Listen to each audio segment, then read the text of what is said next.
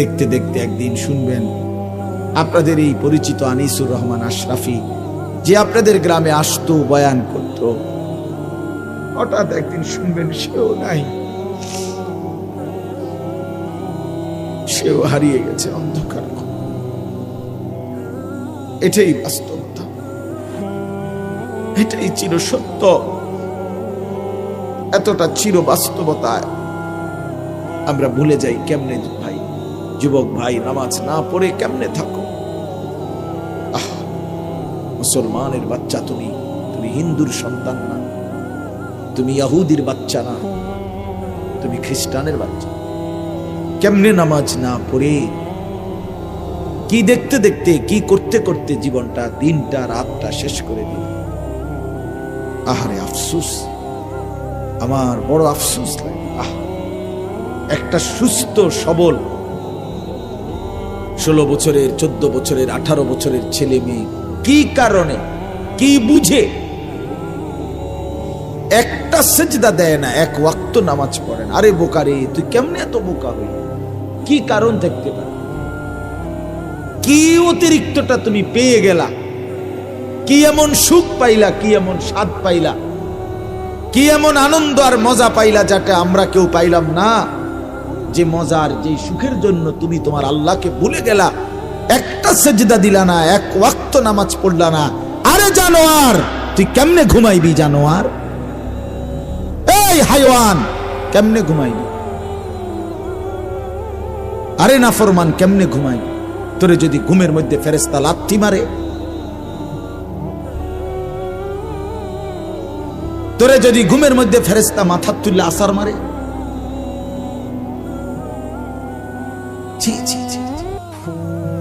2টা বছর এক পবিত্র মায়ের, মুসলমান মায়ের দুধ পান করছে যেই শরীর, যেই মানুষটা, যেই ছেলেটা, মেয়েটা, সে আল্লাহকে চিনে না কেমন? মায়ের পবিত্র দুধ তো আল্লাহরই দেওয়া, মায়ের বুকের স্তনের দুধ তো আল্লাহর দেওয়া। সন্তান প্রসবের 1 মিনিট আগেও যেই বুকে দুধ ছিল না, আবার দুধ ছাড়ানোর নির্ধারিত সময় পরে আবার যেখানে থাকে না, শুধুই কেবল এর চাইতে জ্বলন্ত নমুনা আর কি হইতে পারে? কথা বলেন না কেন? যে এটা যে আল্লাহ দিছে, এর চাইতে জ্বলন্ত নমুনা আর কিছু হইতে পারে? যে গতকালকেও ছিল না, আজকে সন্তান প্রসব হইল, আজকে দুধ বাসলো মায়ের বুকে, আবার দুধ ছাড়ানোর 2 বছর শেষ, আবার সেই দুধ বুকের হাকে হারিয়ে গেল, মায়ের স্তনের দুধ। তাহলে এটা যে সরাসরি ভিন্ন কেউ দিচ্ছে, এটা কি বোঝা যায় না?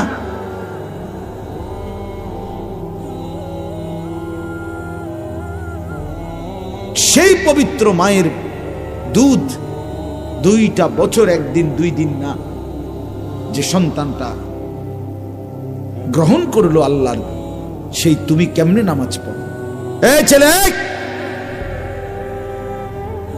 তোমারে বলছি, সাদা চাদর পিছনে চাইও না, তোমারই বলছি, বেটকাইও না, অপদার্থ। জিন্দেগি শুধু খিচুড়ি না, জীবনটারে খিচুড়ি বানায় ফেলছ। আহা, অসংখ্য ছেলের কোনো কাজ করে না, শরীর একদম স্প্রিং হয়ে গেছে, প্লাস্টিক হয়ে গেছে, কোনো কাজ করে না শরীরে, আর কোনো অনুভূতি শক্তি, এহসাস, বোধ, বুদ্ধি আমাদের লক্ষ লক্ষ ছেলে মেয়ের নাই। কি বলে, কে বলে, কেন বলে, কাকে বলে, সেটা কোনো বিষয় মনে করে না। তার এক কথা, আমার ছবি, আমার নারী, আমার নাচ, আমার জিনা, আমার ব্যভিচার, আমার অশ্লীল দৃশ্য, আমার সমান্যদের সাথে আড্ডা ফুর্তি, আমার এই বান্দরামি, আমার পেশাব করে পানি না নেওয়া, আমার জুয়া, আমার মদ, আমার নেশা, আমার নারীর আড্ডা, মেয়ের পিছনে ঘুরা, এটাই আমার জিন্দিগি। এতে করে আমার মার ইজ্জত থাকুক বা না থাকুক, বাবার ইজ্জত থাকুক বা না থাকুক, বংশের ইজ্জত থাকুক বা না থাকুক, আমার দেশের ইজ্জত থাকুক বা না থাকুক, আমার ধর্ম থাকুক বা না থাকুক, বাদ দে সব। আমার দরকার আমার যৌনতা, আমার শাহওয়াত, আমার মনের খামখেয়াল। এটা মানুষের বাচ্চা হয় কেন? এত অপদার্থ, যার কপালে একটা সেজদা নাই, যে একবারও আল্লাহকে ডাকে না, যার কখনোই মনে পড়ে না এটা গুনাহ, এই নর্তকী, ছবি, নাচ, গান, এই খেল তামাশা, 5 ওয়াক্ত নামাজের ধারাবাহিক আজানের পরে মাসের পর মাস, দিনের পর দিন, যার কখনোই বিবেক নড়ে না যে হায় আমি কে, আমি একজন মুসলমান, আমার মা মুসলমান, আমার বাবা মুসলমান। কিরে বাবা, তোমরা এইভাবে আল্লাহকে ভুলে গেলা কেন বাবা? আজকের 1 প্লেট খিচুড়ির মেয়াদ কতক্ষণ তোমার? আজকের দুপুরের খাবারের মেয়াদ কতক্ষণ? পিছনের খাবার হজম হইলেই তো নতুন খাবারের চাহিদা হয়। তার মানে পিছনের খাবার পাকস্থলিতে আর থাকে না, হয়তো বাথরুম পায়খানার সাথে বের হয়ে যায়, অথবা শরীরের অন্যান্য জায়গায় প্রয়োজন পরিমাণ পৌঁছে যায়। সেটা তো টিকে না, দুনিয়া তো টিকে না। আমি অনুরোধ করছি ছেলেরা, তোমাদেরকে সবাই মিলে জিন্দেগির কদর করে। ছেলেরা রাগ হইও না, ধাক্কা দিয়ে বলার মতো, শক্ত করে বলার মতো অনেকেই হিম্মত করছে না, যার কারণে তোমরা নিজেদেরকে সম্পূর্ণ স্বাধীন মনে করে নষ্ট হয়ে যাচ্ছ। আহারে বন্ধু, এটা সুখ না। আমি প্রতিদিন বলি, মনে করেন ওই কোনায় আগুন লাগছে, আগুন জ্বলতেছে, একটা ছোট ছেলে যদি 8 বছরের ছেলেটা যদি 1 কদম 2 কদম করে ওই দিকে যায়, আগুনের দিকে, কিন্তু আমরা এতটি মানুষ দেখার পরেও কেউ তাকে বাধা দিলাম না, কিচ্ছু বললাম না, তার মাও বলে না, তার বাবাও কিছু বলে না, এ সমাজের কেউ আমরা কিছু বললাম না। আমরা দেখতেছি সবার সামনে ছেলেটা 1 কদম 2 কদম করে করে ওইদিকে যাইতেছে। তাইলে এটা কি তার জন্য কল্যাণ? ঠিক না? এটা কি এই ছেলেটার জন্য সফলতা না? তাহলে চোখের সামনে আমরা দেখতেছি ছেলেটা 1 কদম 2 কদম করে আগুনের দিকেই ঝাঁপ দিচ্ছে, আগুনেই পড়ে যাবে। তাহলে তোমরা ছেলেরাও বাবা হতে পারে, তোমার মা বাবা পড়া পড়শি দেশবাসী কিচ্ছু বলে নাই, তোমারে বলে না, তুমি আছো আর তোমার মোবাইল আছে, তোমার সামান্য কয়টা বন্ধু আছে, তুমি নাচ গান মজা পাচ্ছ নর্তকীর ছবি দেখে। কিন্তু আমারে বলো বন্ধু, একটা ছেলে বিবেক থাকলে ভাইব যে তুমি যাচ্ছ, আচ্ছা ঠিক আছে কেউ বললো না আর কি, কিন্তু তুমি যাচ্ছ,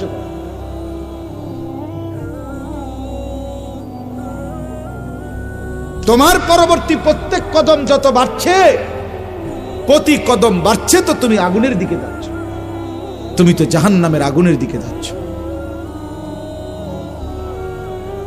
ومن يشاقق الرسول من بعد ما تبين له الهدى ويتبع غير سبيل المؤمنين।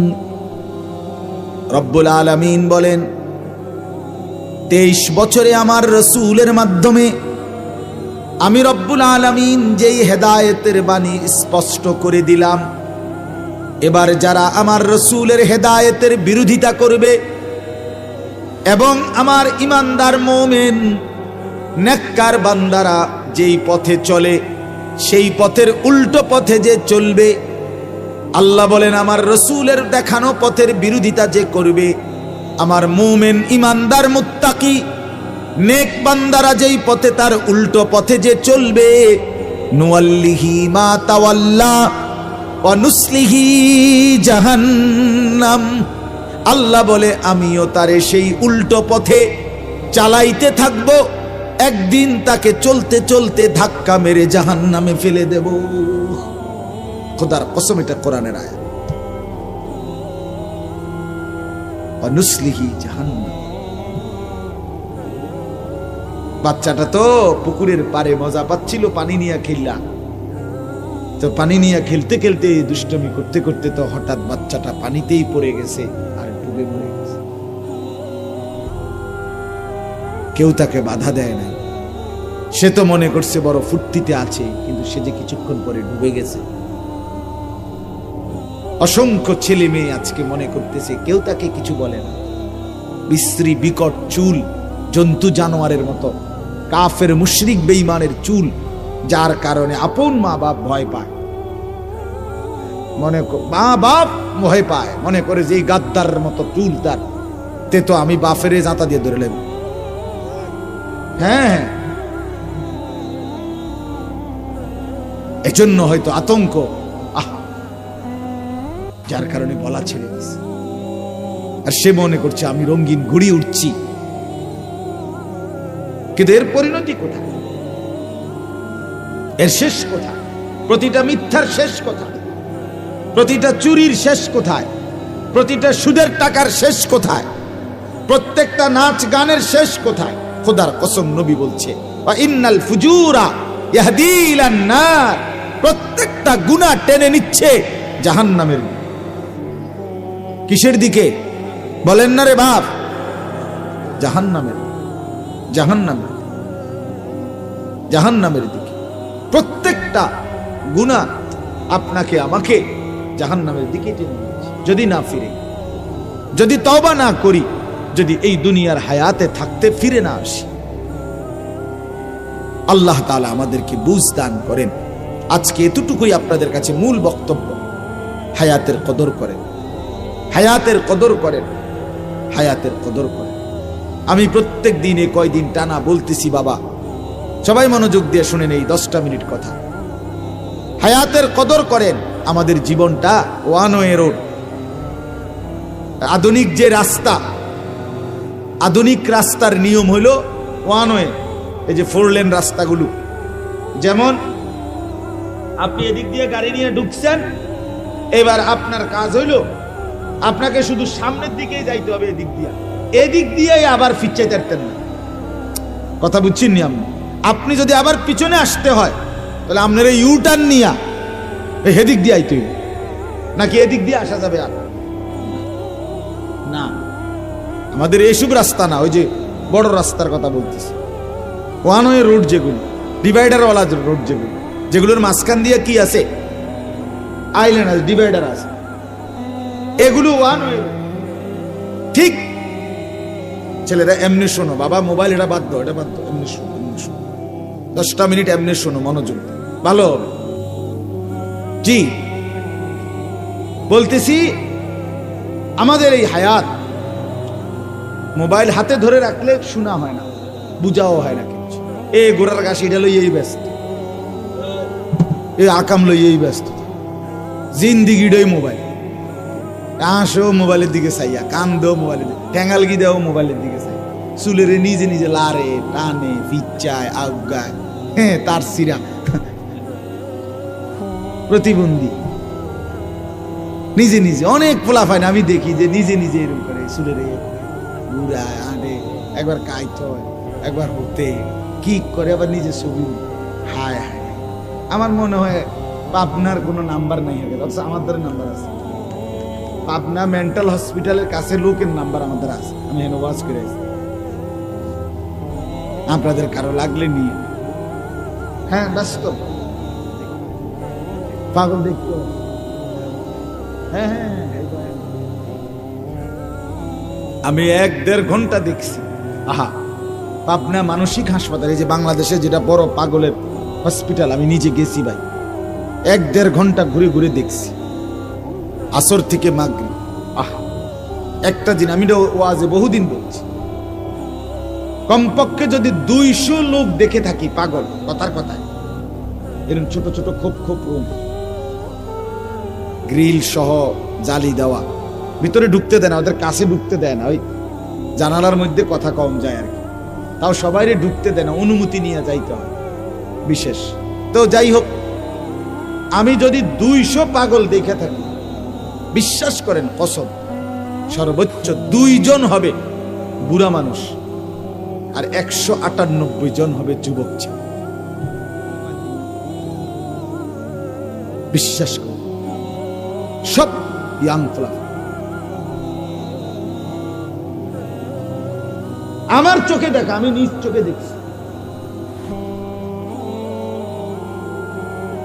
হ্যাঁ, পাগল বানাই দিছি। আমি জিজ্ঞাসা করছি, যুবক নাম কি তোমার? বলছে রবীন্দ্রনাথ ঠাকুর।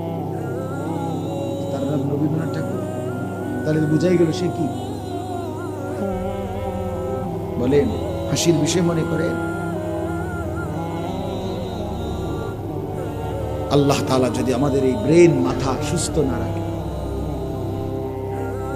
আমাদের কয়দিন আগে 10 তারিখ এই শনিবারে আমাদের কাবিলা আমাদের বুড়িচং উপজেলার কৌমি মাদ্রাসার সমস্ত সম্মিলিত একটা সম্মেলন হয়েছে, বড় সম্মেলন, অনেক বড় মাহফিল, কাবিলা ঈদগাময়। তো ওইখানে একটা লোক পাশে আমরা যেখানে মাহফিলের লোকরা বসছি, আমরা ওখানে দেখছি একটা লোক, এই একটা ছেলে, যুবক, প্রতিবন্ধী, পাগল।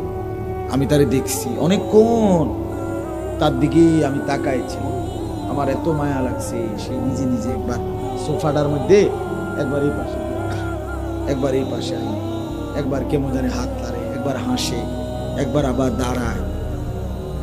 এই যে আহা, একদম সুন্দর, বিশ্বাস করেন, একেবারে টুকটুকটা সুন্দর চেহারা, লম্বা চুলা ছেলে, এত মায়া লাগছে যে আহা, ছেলেটা বুঝতেছে না।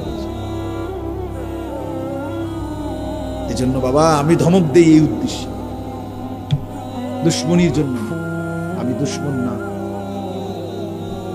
তোমগরে বলার কেউ নাই, সবাই ছেড়ে দিছে। তোমরা আপন মা বাপই ভুলে গেছে, কেউ তোমগরে কিছু না। তোমরা মোবাইলের হাতে জিন্দিগি তুলে দিছো, নারীর সামনে, জিনা ব্যভিচারের সামনে, অশ্লীল ছবির সামনে তোমরা জীবন তুলে দিছো। আর এখান থেকে ফিরে আসা বাপ কঠিন, খুব কঠিন। এই জন্য বললাম, আমার যে কথাটা ছিল যে আমরা প্রত্যেকেই আমাদের হায়াতের কদর করি। তো ওয়ান হয়ে বলতেছিলাম, এই কথাটাই শেষ করব, যে আমাদের হায়াতটাও ওয়ান হয়ে মানে কি? মানে হইল আমরা যে এখানে মনে করেন আমরা ছোট বড়, দাদা চাচা, বাবা ভাই, যুবক, আমরা যারা আছি এখন বসা, আমরা প্রত্যেকেই আমাদের এই হায়াত ওয়ান হয়ে, অর্থাৎ আমরা কেবল সামনের দিকেই যাইতে হবে, পিছনের দিকে ফিরে আসা কারো পক্ষে সম্ভব। ইউটার্ন লইলে হইতো না, এখানে ইউটার্নের কি নাই সিস্টেম। আপনারা আমরা কেউ একটা ছেলে বলো বা একটা বাবা বলে, আজকের দুপুরে আমরা আর ফিরে যাইতে পারবো? গতকালকে আমরা আর ফিরে যাইতে পারবো? এটা ওয়ান হয়, একমুখী রাস্তা, এখানে শুধুই সামনে যাইতে হবে, পিছন ফিরতে পারবে। যুবক ভাই, তুমি সামনে যাইতে হবে, হয় তুমি আরো কিছুদিন হায়াত পাইয়া বুড়া হবা, আর নয়তো তুমি হয়তো এখনই কবরে চলে যাবে। মুরব্বী বাবারা, আপনারা হয়তো আর কিছুদিন হায়াত পাবেন, আর নয়তো কবরে চলে যাবে। আমার যেটা চলে গেছে, এই তো জিন্দেগি। তাহলে আমরা ওয়ান, আমাদের হায়াত একবারই, আমাদের রাত একবারই, আমাদের দিন একবারও আর আসবে না, আর আসবে না। আমরা যেন প্রত্যেকেই এটা বুঝতে শিখি। প্রতিটা দিন আমরা কিতাবে পড়ছি, প্রত্যেকটা দিন যখন শুরু হয় এবং রাত যখন শুরু হয়, তখন শুরুতেই, দিনের শুরুতে, রাতের শুরুতে ডেকে বলে, দিন ডাকে, রাত ডাকে মানুষকে, হে আল্লাহর বান্দা, আমি একবারের জন্যই এসেছি, আর আসবো না, আমারে নষ্ট করো না, কদর করো। রাতও বলে এটা। আবার যখন শেষ হইতে লাগে,